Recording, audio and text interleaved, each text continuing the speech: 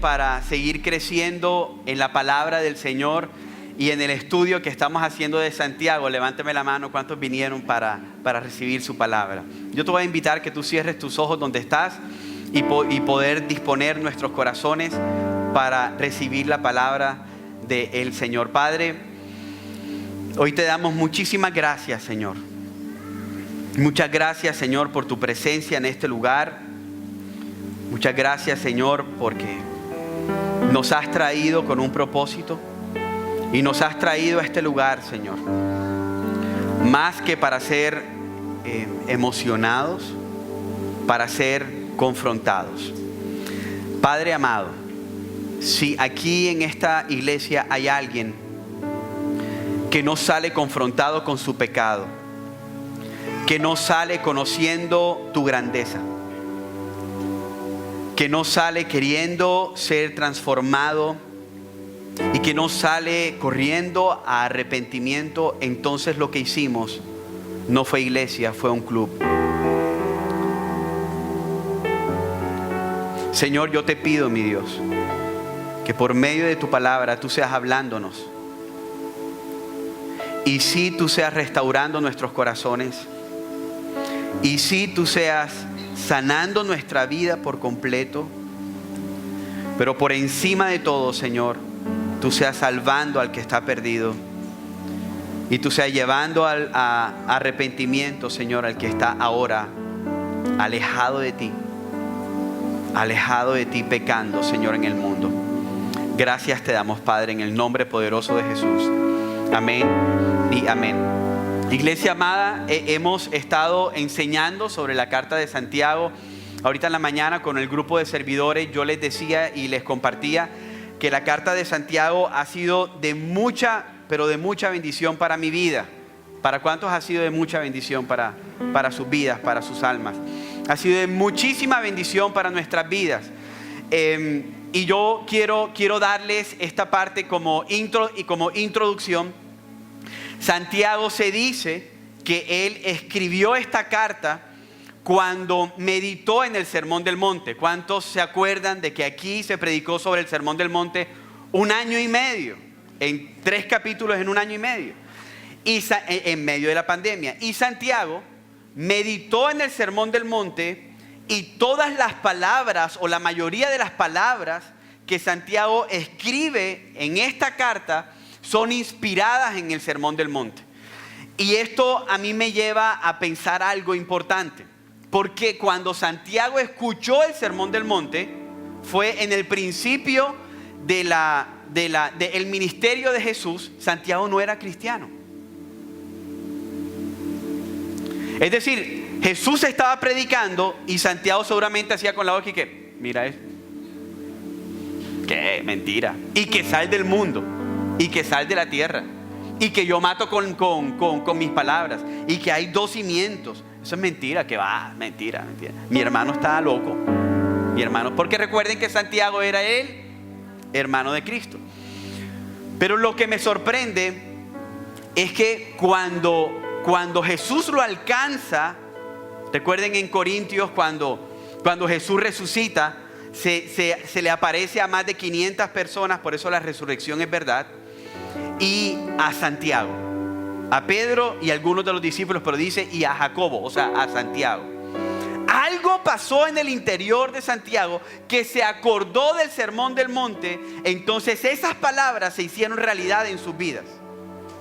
Y lo que yo les digo a ustedes hoy, mis hermanos amados, es que cada palabra que se predique y se ha predicado en este púlpito, yo oro en el nombre de Jesús para que tú salgas y salgamos de este lugar transformados.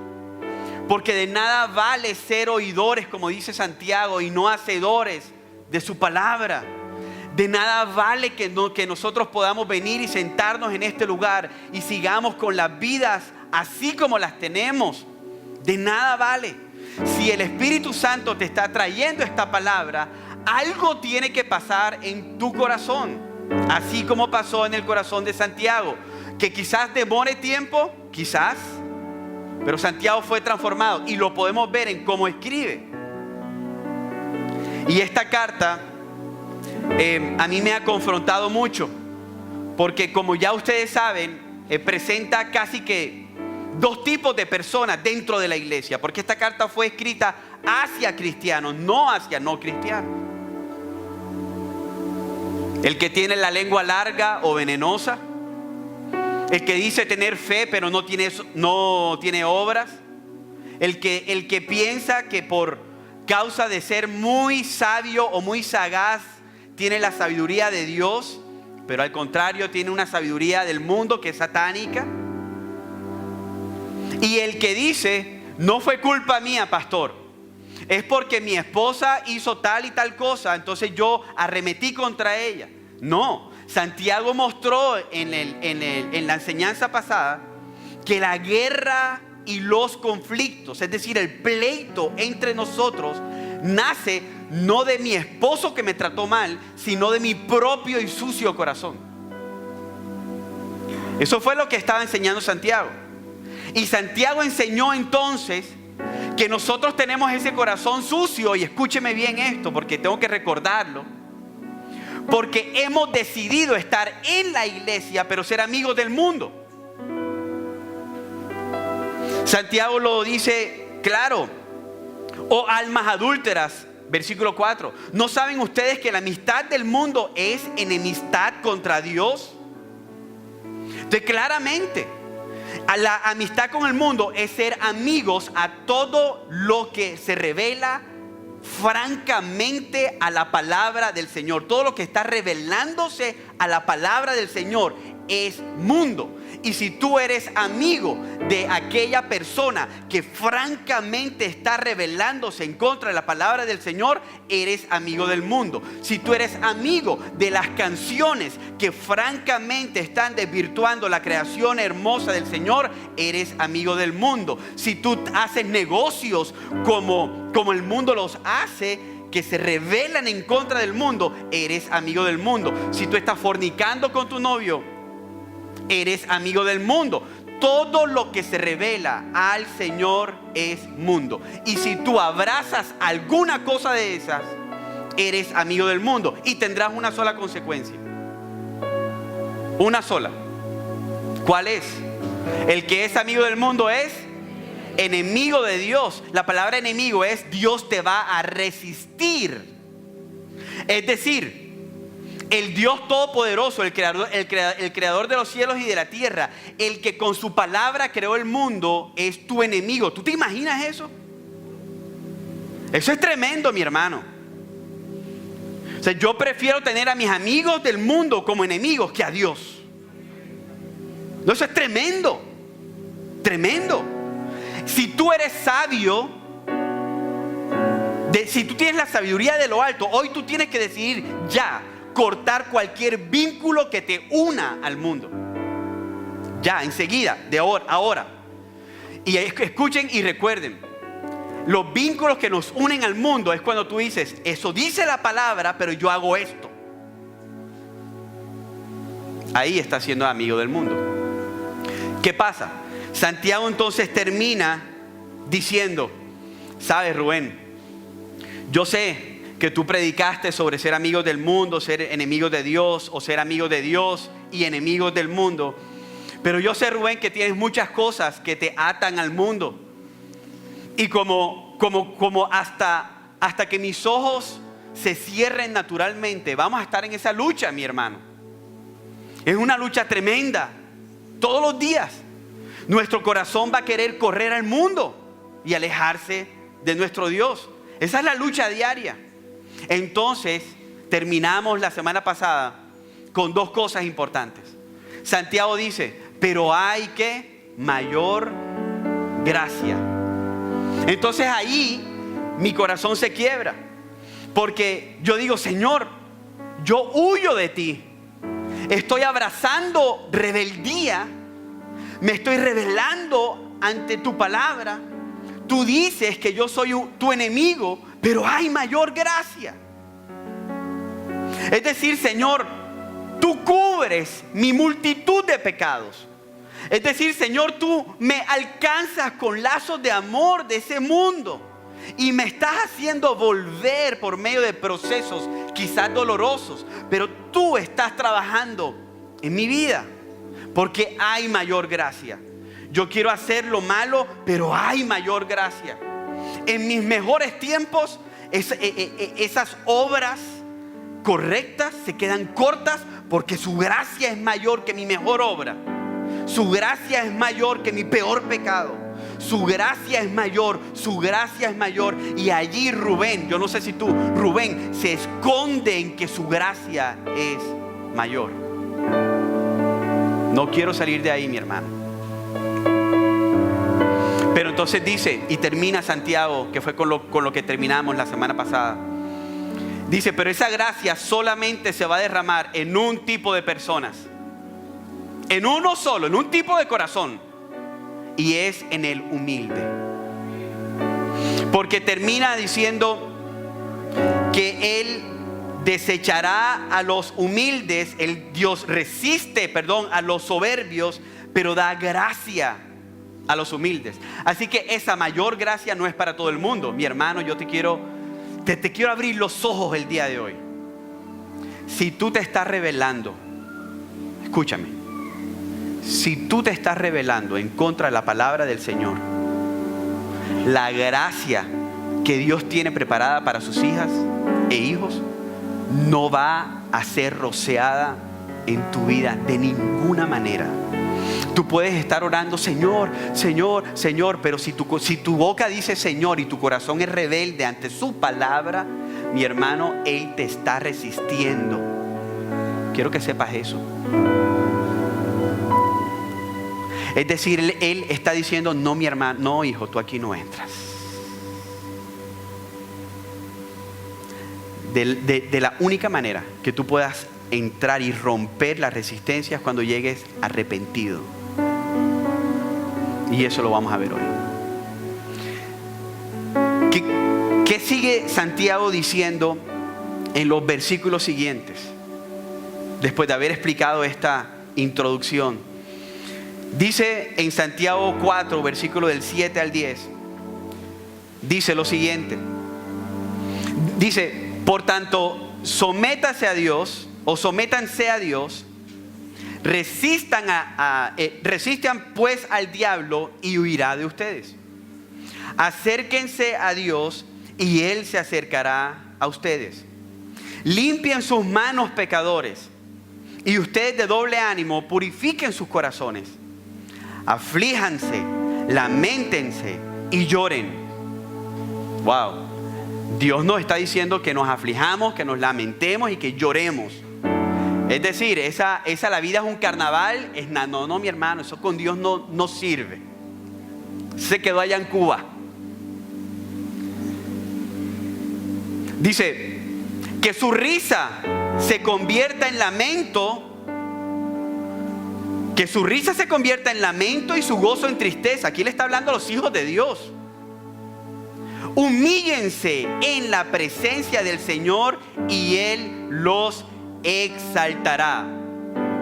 Es decir, para acabar con el conflicto de la mundanalidad en nuestros corazones, Dios pone algunos verbos, son 7, 9 verbos imperativos, y ahorita los vamos a ver cada uno, de eso se trata esta enseñanza, sobre 2 palabras hermosas: humildad y humillación.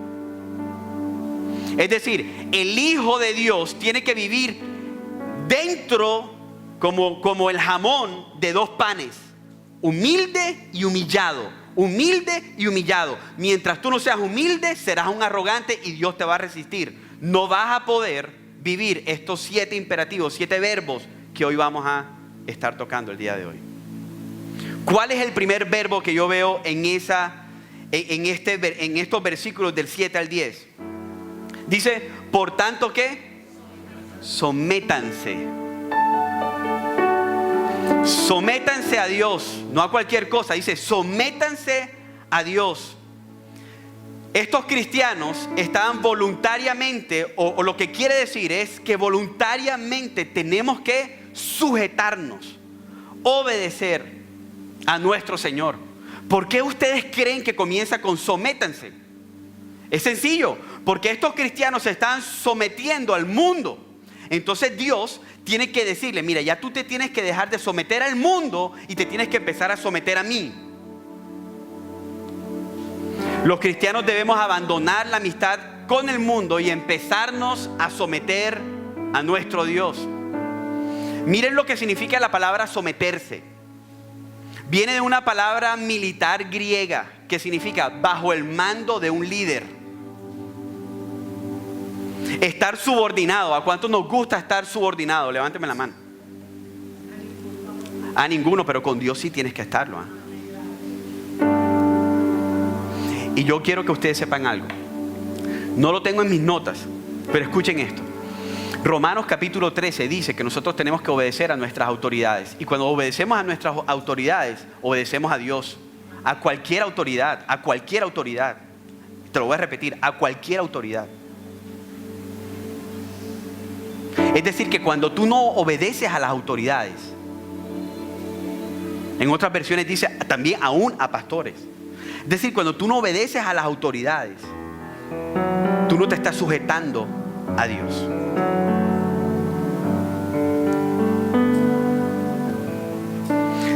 Someterse es estar sujeto al control de otro. Y es lo que el ser humano no quiere de ninguna manera. Es obedecer. Tener una actitud voluntaria de ceder todos tus derechos. Es decir, Santiago lo que le está diciendo a la iglesia mundana es: tú tienes que sujetarte a mí y tienes que perder todos tus derechos. Todos tus derechos. Es decir, nosotros cuando nos llegamos al Señor, perdemos todos, mis hermanos, todos nuestros derechos. Con Dios no se negocia. Con Dios no hay mesas de negociaciones de paz. Lo primero que Dios dice es: tú te tienes que someter con S mayúscula. Porque si no te sometes, entonces seguirás sometido al mundo. La única, mira, para pecados drásticos tiene que haber un mandamiento drástico. Para tú poder salir del mundo, no lo puedes hacer poco a poco, tienes que ser drástico, mi hermano. O no dice en el Sermón del Monte: si tu ojo te es ocasión de caer, ¿qué dice? Quédate tuerto. Si tu mano te es ocasión de caer, córtala. Así dice. Entonces Dios nos está diciendo hoy que nos tenemos que someter. Someter es el acto de aceptar la autoridad de Dios sobre nuestra vida. Someter es rendir nuestra lealtad a Dios y al Rey de nuestras vidas y no a nadie más. Someter es obedecer sus mandatos y obedecer su palabra, que es infalible. Mi hermano, aunque tú no entiendas la palabra del Señor, sométete. Porque yo entiendo y he entendido que su palabra es mejor que mis decisiones. Aunque su palabra hoy sea dejar cosas en el mundo que me encantan y me gustan, cuando yo me someto a su palabra, siempre hay un buen final, porque Él nunca va a querer lo malo para tu vida. Porque todas las cosas ocurren para bien para los que le aman al Señor. Entonces, cada vez que tú te sometes a su palabra, vas a tener un buen final, mi hermano.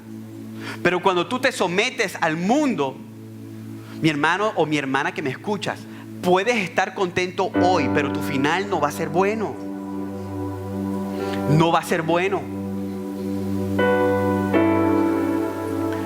Cristo se sometió y Él es nuestro primer ejemplo. Juan 6:38 dice: porque he descendido del cielo no para hacer mi voluntad. Mi hermano, si Cristo, su Hijo, teniendo todas las libertades que tenía y toda la sabiduría de lo alto, no hizo lo que a Él le dio la gana. Él se sometió al Padre, a Dios Padre. Ahora, ¿cuánto más tú y yo que luchamos con el mundo? Juan 5:19 dice, lean esto conmigo, dice: por eso Jesús les decía: en verdad les digo que el Hijo no puede hacer nada por su cuenta, hablando de Él, sino lo que ve hacer al Padre, porque todo lo que hace el Padre, eso también el Hijo hace el Hijo de igual manera. Así que Jesús se sometió en todo lo que el Padre hizo. ¿Cuál fue el final? Filipenses 2. Hoy Jesús está exaltado hasta lo sumo y está siendo adorado y honrado por todos los ángeles y sus hijos.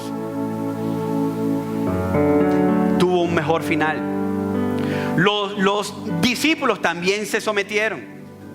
Marcos 1 del 17 al 18 dice, y esto es difícil para nosotros. Está bien, pero pastor, ese fue Jesús. Ok, y los discípulos dicen, Jesús les dijo, vengan conmigo y yo haré que ustedes sean ¿qué? Pescadores de hombres. Y aquí viene el sometimiento. Aquí viene el sometimiento. Dejando, ¿cuándo? ¿Cuándo? Por favor, sigan conmigo. ¿Cuándo? Que estoy tan enamorado, pastor.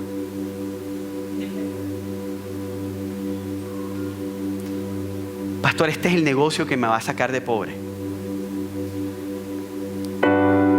Pastor, es que mi esposa se merece que yo sea así, fuerte, duro, porque es que ella es fuerte, dura. Entonces, ¿quién es el que va a mandar en la casa? Al instante obedecieron. Al instante. No fue mañana, al instante. Sometámonos a sus verdades poderosas en la palabra y a su sabia voluntad. Sometámonos a Dios porque no nos dañará, porque Él siempre quiere lo mejor para nosotros. Así que meditemos antes de pasar al segundo verbo. ¿Qué áreas de pecado tenemos que someter al señorío de Cristo? ¿Qué áreas? Santiago nos las está dejando saber. Tenemos envidia, celos, arrogancia, soberbia. Usamos nuestras palabras con palabras venenosas. Hay personas que matan con sus palabras, que matan con sus ojos. Aquellos que dicen, si la mirada matara, mi hermano, ya me hubieras matado como 50,000 veces. Ya fuera cadáver.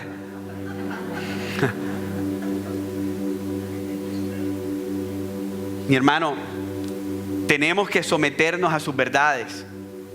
Pero ¿qué áreas hay en tu corazón que necesitas llevar al sometimiento del señorío de Cristo? Entonces miren, y aquí viene algo pero mira, gracias a Dios Santiago lo puso de esta manera. Porque el segundo verbo comienza con resistan pues al diablo y él huirá de ustedes. Y esto es un orden sabio. Porque tú no puedes resistir sin antes someterte. Es decir, esto no se trata de ahora en el nombre de Jesús te vas fuera. No, mi hermano, no me lleves a tu empresa a orar por tu empresa, cosa que yo muy pocas veces hago, porque yo no oro por empresas, yo oro por el corazón que está dirigiendo la empresa. La empresa en sí no tiene vida. Entonces, si yo voy a tu negocio, a tu casa, y yo oro porque Dios derrame bendiciones en tu casa, y tú me dices, pastor, es que aquí yo no sé, siento algo raro. Mi hermano, si tú no te estás sujetando a Dios, no tienes de ninguna manera la autoridad de resistir al diablo. Entonces esto no se trata de ven, impone manos y que el demonio se vaya. No, primero es resiste, primero es sométete a Dios, después resiste al diablo y después va a haber una consecuencia y él huirá de ti.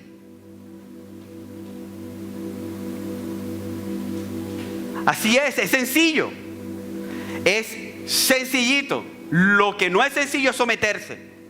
Pero todas estas mujeres y hombres que están por allí con una falsa autoridad, no, vamos a llamar, porque es que él sí saca a los demonios, mi hermano, se va uno, pero vienen 7 más. Si esa persona no está sujeta a Dios, de ninguna manera va a tener la autoridad. Como en Hechos, cuando algunas personas llegaron donde una mujer que estaba endemoniada y ellos intentaron sacar a ese demonio. Y ellos le respondieron a esas personas, a ustedes no los conozco, a Pablo sí.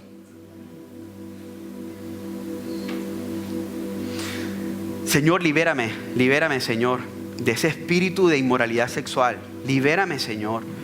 Libérame, por favor. Sométete primero y el Señor después te va a liberar. Es que ni siquiera es en tu poder. La palabra a la que tú te estás sometiendo causa en ti una liberación, y esa es la mayor guerra espiritual que tú puedas hacer en esta vida, someterte a la palabra. Es que esa es en realidad la guerra espiritual. No es como nos los han enseñado allá afuera. No, que vamos a hacer guerras espirituales. Te estás sometiendo a tu esposo. No es que yo soy la pastora de la casa, mi hermano. No hay guerra espiritual ahí lo que hay es un desorden.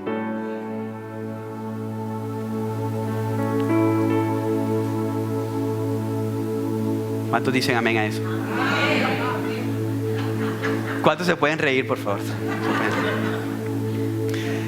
¿Qué significa la palabra resistir? Estar de pie y en contra, estar en guerra y oponerse. Entonces lo hermoso es que cuando hay un corazón que se somete a Dios, miren lo hermoso, y esta es la verdad de la palabra. Lo hermoso es que cuando hay un corazón que se somete a Dios, tú llegas delante de Satanás, alguien que es superior a ti. Ojo, tú no eres superior a Satanás.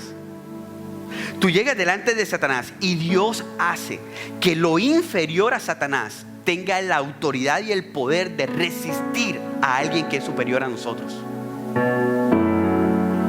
Miren lo hermoso de someterte a la palabra. Te da la autoridad para llegar donde alguien que es superior y decir: aquí no entras, mi hermano. No, mi hermano no, enemigo.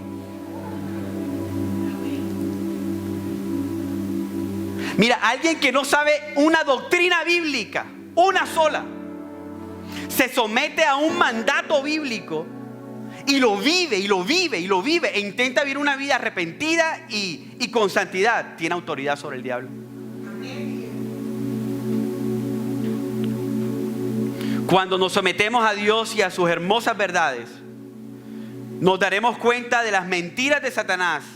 Y desde nuestro interior se generará un rechazo, una contra, una oposición hacia todo lo que Satanás es y quiera darnos.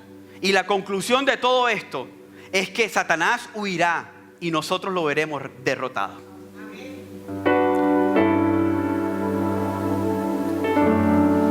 Bien rápido, porque por tiempo no podemos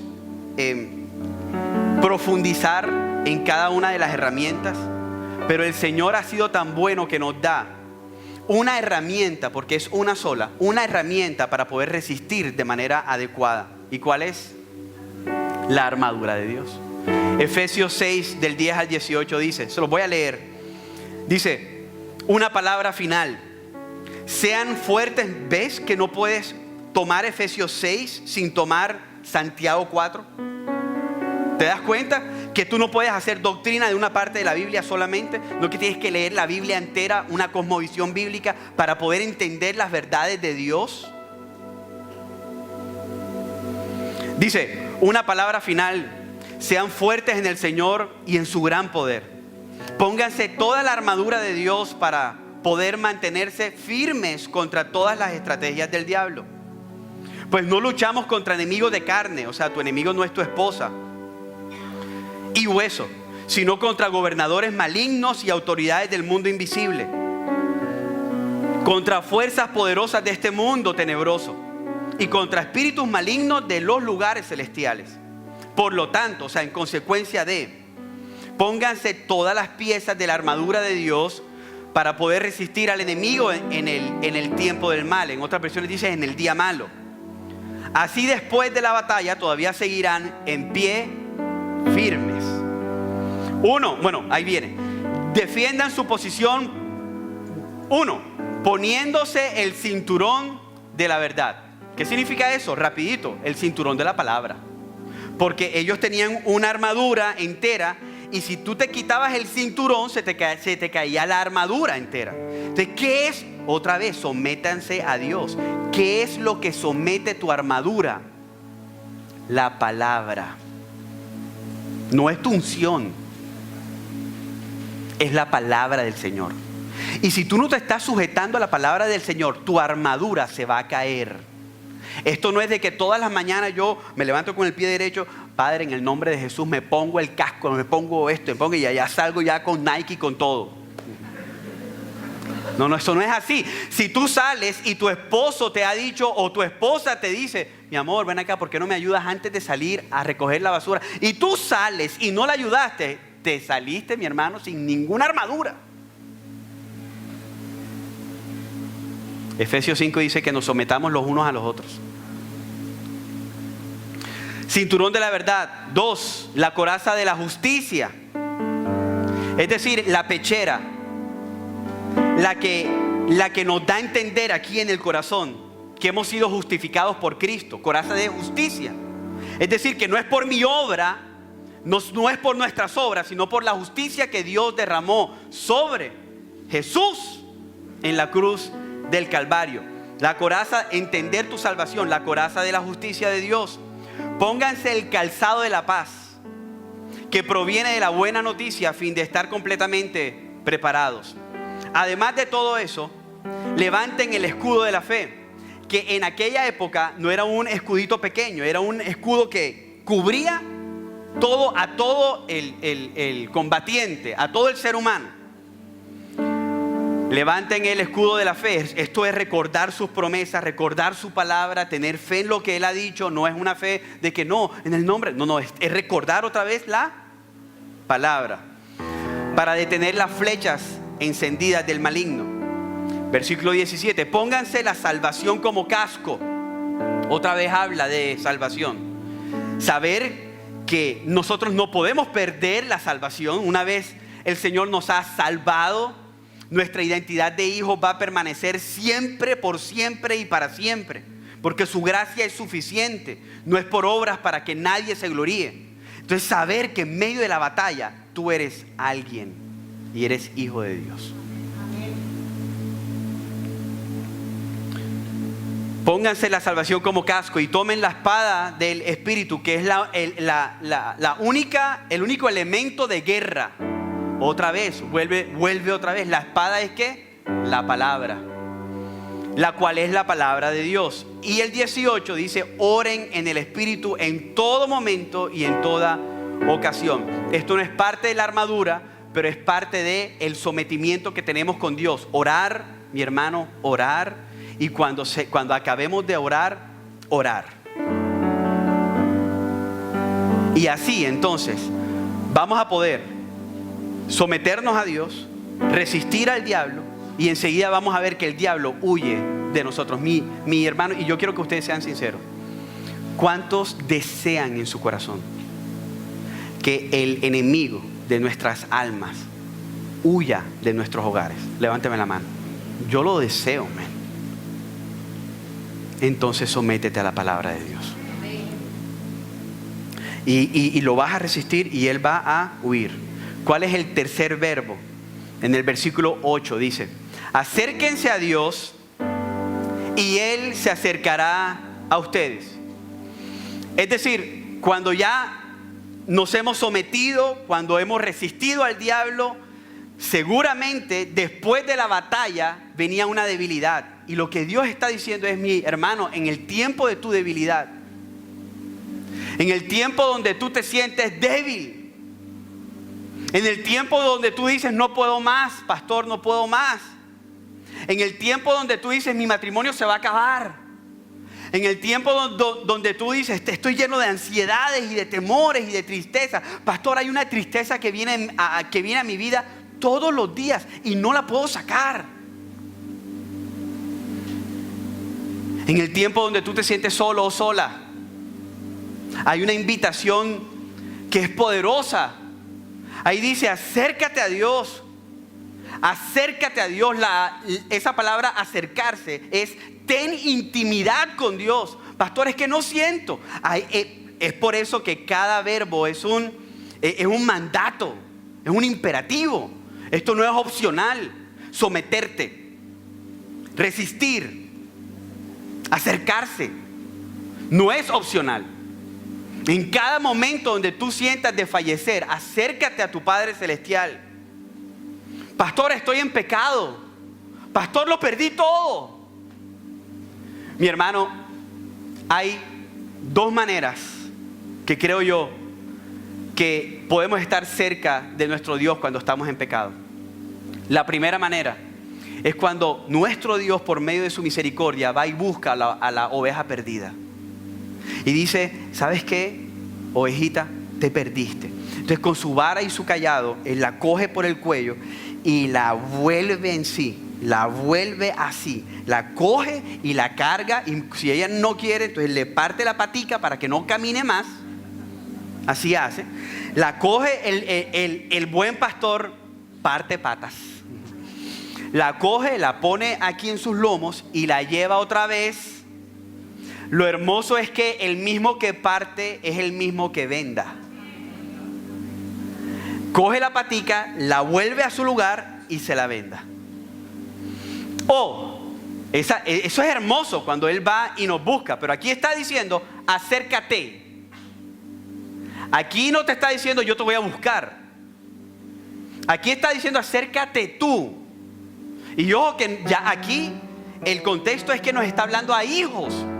Es decir, no soy yo el que busco la salvación. Aquí ya está hablando a personas que están salvas. Aquí está hablando a personas que están viviendo una vida secular, mundana, por algún tiempo. Y la segunda es esta, el hijo pródigo. El hijo pródigo no fue buscado. El hijo pródigo se volvió a acercar a la casa del padre. El padre no fue a buscar al hijo pródigo. Y mi hermano, yo te digo algo. Hoy puede ser la oveja perdida y Dios te va a buscar. Pero yo oro en el nombre de Jesús que si tú eres el hijo pródigo, vuelvas a casa. Porque ¿sabes qué pasó con el hijo pródigo? Lo perdió todo, mi hermano. Perdió todo lo que tenía. El hijo pródigo. ¿Y sabes quién causó eso? ¿Sabes quién fue el que le dio la plata para que se fuera a perderlo todo? El padre. Pero el mismo padre que te da el dinero para que tú hagas con tu corazón enfermo todo lo que a ti te parezca hacer, es el mismo padre que nunca va a cerrar la puerta de su casa para cuando tú digas, vuelvas en sí y tú digas, voy a volver a la casa del padre. Ese padre va a estar con los brazos abiertos. ¿Será que se lo puedes dar más fuerte a tu Dios?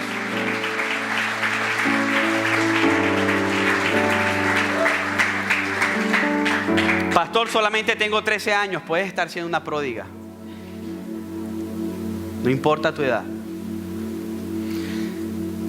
Cuando yo leí esta palabra, acercarme, se me vinieron 3 versículos a la mente. Salmo 42:1 dice, como el ciervo anhela las corrientes de aguas, así suspira por ti, oh Dios, el alma mía. Dice, mi alma tiene sed de ti, del Dios vivo. ¿Cuándo vendré y me presentaré delante de Dios? Salmo 63:1 dice, oh Dios, tú eres mi Dios, te buscaré ¿cómo? Con afán. Mi alma, otra vez dice, tiene sed de ti. Mi carne te anhela cual tierra seca y árida donde no hay agua. Algo había pasado con su tierra, se había quedado sin agua. Pero cuando lo perdemos aparentemente todo, tiene que salir de nuestro interior un anhelo de querer estar con nuestro Padre Celestial. Pero ojo, esto es, si te acercas, me acerco. Es decir, vamos a ponerlo en negativo. Si no te acercas, ¿qué pasa? Seguirás comiendo las algarrobas de los cerdos. Hasta cuando tu propio pecado, hasta cuando dejes embarazada a tu esposa, hasta cuando te vayas de la casa, hasta cuando lo pierdas todo. Porque ese es el futuro del mundo, hasta cuando pelees con tu esposa, hasta cuando des un mal ejemplo a tus hijos y tú digas, ¿qué hice? ¿Qué hice? Mi hermano, tú no tienes que pecar 50,000 veces para tener una consecuencia que no te va a gustar. Solamente peca una vez, una sola vez. Y si Dios levanta las manos como lo hizo con el hijo pródigo, tendrás consecuencias por una sola vez que pecaste. Y si no vuelves, Él no te va a ir a buscar, dice Santiago. Hasta cuando vuelvas en sí y vuelvas a la casa de tu Padre Celestial. Miren lo que dice Primera de Crónicas 28:9. Este es David dándole un consejo a su hijo. Léanlo conmigo. Dice: en cuanto a ti, Salomón, hijo mío, reconoce al Dios de tu padre y sírvele de todo corazón y con ánimo dispuesto, porque el Señor escudriña los corazones y entiende todo intento de los pensamientos. Aquí viene: si lo buscas, un condicionante, sí, si lo buscas, Él te dejará que lo encuentres. Pero ¿qué? ¿Qué dice? Si lo ¿qué? Si lo abandonas, entonces Él te rechazará para siempre. Mi hermano, ¿qué pasa? Que cuando tú y yo nos acercamos a Dios, empezamos a verlo santo. Empezamos a ver un Dios de amor. Fíjense cómo llegó el hijo pródigo. El hijo pródigo llegó y dijo: he pecado. He pecado contra el cielo, Señor, y he pecado contra al Padre, y he pecado contra ti. Y dijo: ya no soy digno de ser llamado ¿qué? ¿Pero por qué? Porque se había dado cuenta del pecado que él había cometido. Entonces, cuando tú te acercas a Dios y te acercas a la santidad de Dios, se te revela tu pecado. Es como si cuando las mujeres se ponen, espero que sean las mujeres solamente, se ponen en el espejo ese que tiene como aumento, como para maquillarse o sacarse las cejas. Espero que sean las mujeres, porque no quiero ver a ningún hombre con un espejo de aumento haciendo así. Se te ve toda la imperfección de tu cara. Cuando tú te acercas más, las imperfecciones de tu cara se revelan más. Es decir, cuando tú te acercas a Dios, a la santidad de Dios, tu pecado se va a revelar mucho más. Entonces, ¿qué pasa? Cuando tu pecado se revela mucho más, te entra a ti un sentido de arrepentimiento. Todo lo que tú estabas viendo que no era para ti pecado antes, hoy es pecado. ¿Sabes qué le pido yo a Dios todos los días de mi vida? Revela los pecados que para mí todavía están ocultos. Porque yo puedo tener actitudes, he bajado con mis actitudes el 95%. Yo le pido al Señor: revela el 5% que hace falta. ¿Cómo Él lo va a revelar? Cuando yo me acerco a Dios, me presento en contra o delante de su santidad me deja ver mi pecado. Y entonces, ¿qué ocurre en mi corazón? Empieza a haber un sentido de arrepentimiento de las cosas que para mí antes estaban ciegas. No podía entenderlas. Pero cada vez que me acerco a Dios, el Señor me muestra mi propio pecado. No el pecado de mi esposa, mi propio pecado. Santiago entonces empieza a decir: limpien sus manos, pecadores, y ustedes de doble ánimo, purifiquen sus corazones. Entonces, si ven, primero sométanse, después resistan, después acérquense y después limpien. Cuando tú te acercas, te limpias. ¿Ves? Ojo, no de ninguna manera es sométate, resiste, límpiate y acércate. Es acércate y límpiate. Después de que estés cerca, yo te voy a ayudar, yo te voy a socorrer para que tú estés limpio. Porque si el límpiate está arriba, sería moralismo y sería legalismo. La falda larga, los no pantalones, etcétera, etcétera, etcétera. Tú primero te tienes que acercar, recibir su gracia y después entonces limpiarte.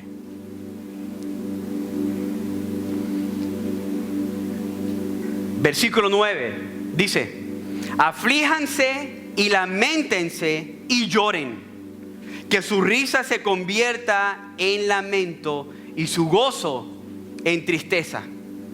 Y cuando vemos con claridad entonces nuestro pecado, mi amada familia, más nos duele. Y entonces la consecuencia de ver nuestro pecado, yo creo que son dos. Nos arrepentimos por nuestro pecado y empezamos a llorar por nuestro pecado. Por eso es que Santiago dice: lamente, te tienes que lamentar, tienes que llorar, tienes que afligirte. Nos lamentamos porque muchas veces nosotros hemos iniciado el conflicto. Nos lamentamos porque nuestra boca habla mal. Lloramos cuando nos damos cuenta que abrazamos más el mundo que a Dios. Lloramos cuando nos damos cuenta del pecado que tenemos adentro. Mira, si hay algo que a mí más me duele, es cuando peco. Y yo he aprendido a afligirme, no a pegarme, sino a decirle: Señor, haz que haya un dolor en mi corazón.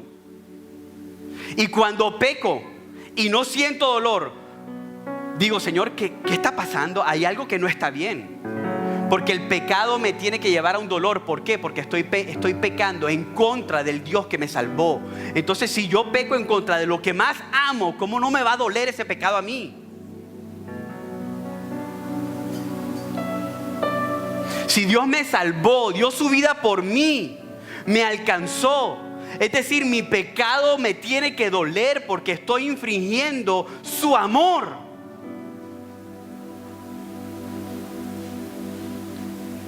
Santiago dice: sométete, resiste, acércate. Dice: límpiate. Y después dice: llora por tu pecado. Y dice que tu risa se convierta en llanto. Porque, mi hermano, cuando tú pecas, tú no puedes estar en la vida diciendo: no, todo está bien. No ha pasado nada, pastor. Hey, te estás divorciando y tú me estás diciendo que todo está bien. Pastor, es que fue una sola vez. Es que yo la toqué una sola vez. Mi hermano, no importa cuántas veces fueron. Esa vez demostró el pecado que tienes dentro. ¿Cuántas veces Dios te tiene que demostrar tu pecado para que te aflijas? Mi hermano, llora por tu pecado. Cuando peques, entra a tu cuarto, ponte en el piso, tírate en el piso y llora por tu pecado, que te duela, porque estás pecando delante del Dios Santo, el que dio su vida por ti.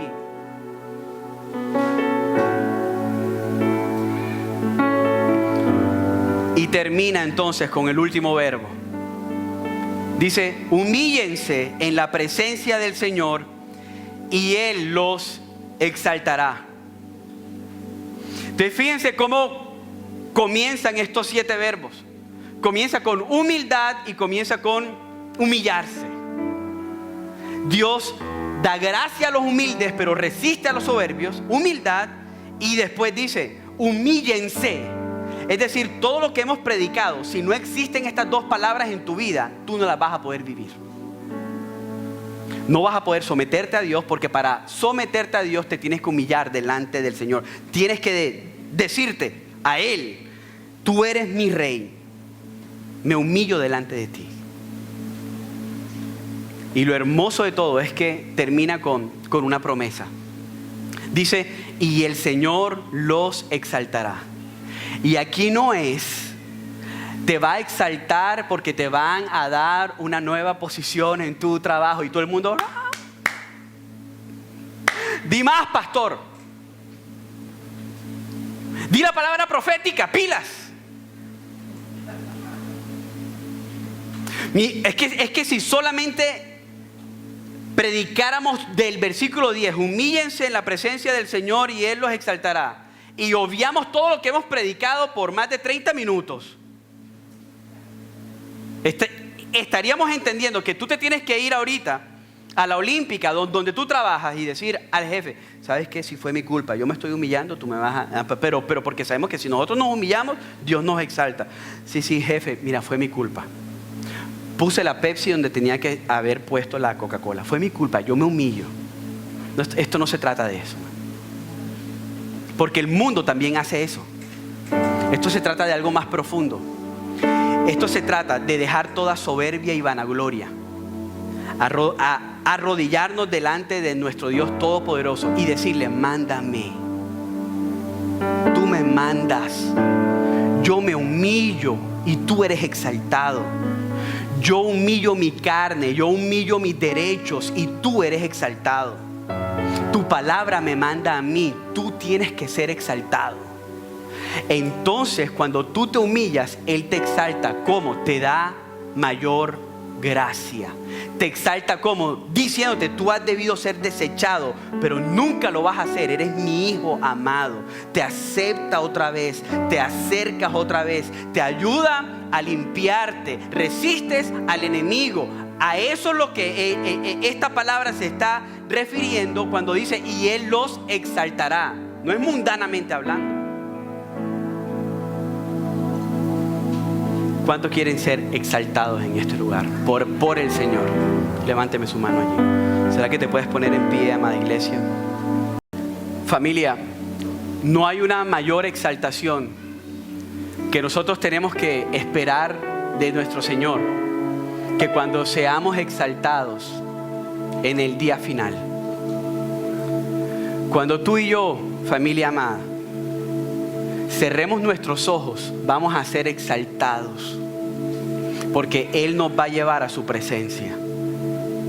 Y no hay una mayor exaltación que tú puedas anhelar en esta vida, sino ser exaltado por tu Dios, llevado y levantado del mundo, y ahí sí superior al mundo, y llevado a su presencia.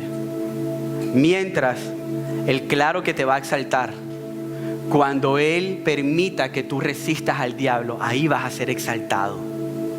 Cuando Él permita que tú puedas reconocer tu pecado y decir: yo lloro por mi pecado, no puedo más con las batallas internas que llevo dentro. Ahí tú vas a ser exaltado. ¿Cómo? Porque tu familia se va a restaurar. Porque tus relaciones se van a levantar y a restaurar. Yo quiero que Dios me exalte, sí, pero de la manera correcta. Puedes cerrar tus ojos donde estás. Yo no sé, amada iglesia, qué verbo tienes tú que abrazar el día de hoy. Yo creo que si Santiago los puso todos juntos, es porque necesitamos vivir todos. Padre amado, te pido, Señor, que tú seas llevando nuestros corazones a someternos a tu palabra. Mi Dios, queremos estar sujetos a tu palabra. Queremos obedecerte, Señor. Queremos perder todos nuestros derechos y decirte que tú eres nuestro Rey. Dejar la soberbia, Señor, y pensar que nuestros caminos son más altos que tus caminos.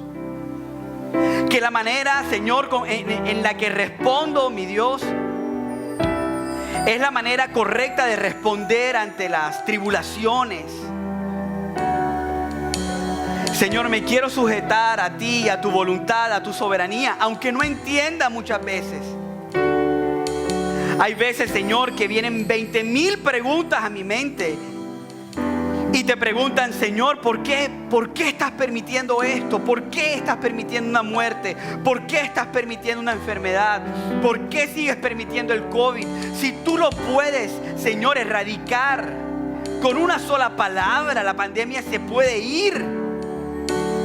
Pero yo me sujeto a tu soberana voluntad, Señor. Y lo que hago es intentar entender lo que tú estás haciendo por medio de tu sabiduría. Padre, no quiero seguir afuera, mi Dios, como un soberbio. Hoy he escuchado esta palabra y hoy, Señor, llevo mi corazón para que se someta a ti. Espíritu Santo de Dios, ayúdanos.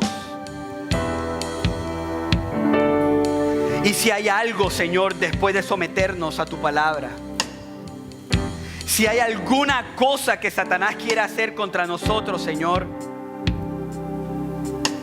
hoy resistimos a Satanás.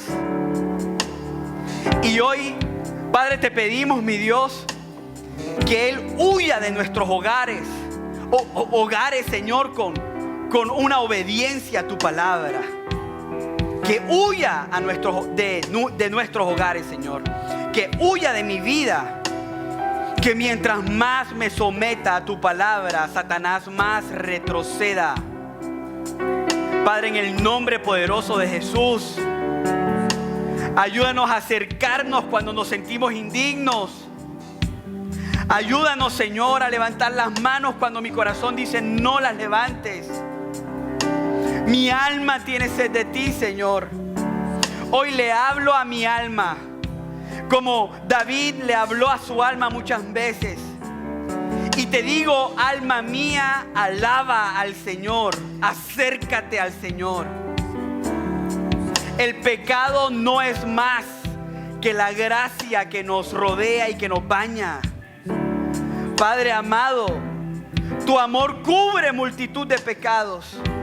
Ayúdame a acercarme, ayúdame a volver en sí, ayúdame a arrepentirme de mi pecado y ayúdame a correr a los brazos del Padre.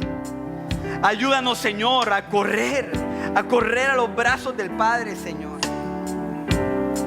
Padre, límpianos, límpiame de mi pecado y hazme llorar por mi pecado. No quiero seguir pecando más. No quiero seguir, Señor, hiriendo tu corazón.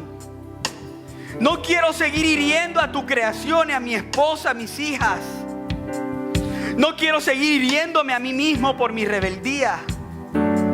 Muestra mi pecado. Muéstrame mi pecado. Te pido, Señor, que muestres el pecado más oculto de mis hermanos y que ellos puedan llegar ante ti pidiendo que les limpies, que les purifiques. En el nombre poderoso de Jesús, Señor, haznos llorar por nuestro pecado. Que nos demos cuenta, Señor, que estamos pecando contra ti. Que nos acordemos del Salmo 51 cuando David dijo: he pecado contra ti y contra ti solamente he pecado. Que vuelva el gozo de la salvación a nosotros. Límpianos, Señor. Haznos llorar por el pecado. Y hoy, Padre, por último, nos humillamos delante de tu presencia. Doblamos nuestras rodillas, Señor, sabiendo que tú eres el único Rey. Sabiendo, Señor, que mis actos no son mejores que los tuyos, que mis métodos no son mejores que los tuyos, Señor. Yo me humillo, Señor, humillo mi corazón arrogante, humillo mi corazón desobediente, humillo mi corazón corrupto. A ti, solamente a ti, Señor. Humillo mi corazón, Padre, y te pido, Señor, que tú, después de humillarme delante de ti, me levantes como lo hiciste con Pedro. Pedro, Señor, llegó humillado y después tú lo levantaste. Tú lo levantaste y lo restauraste. Exáltanos, Señor. Exáltanos, Señor. Exáltanos, Señor.